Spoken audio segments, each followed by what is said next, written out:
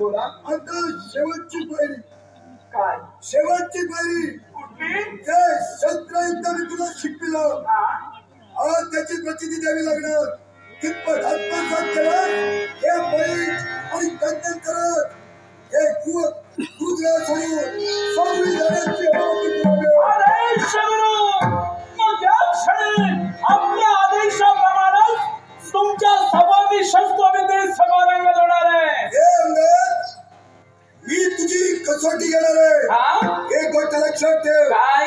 ही कसोटी घेत असताना क्षणभर विसरून जा मी तुझा गुरु आहे, तू माझा शिष्य आहे.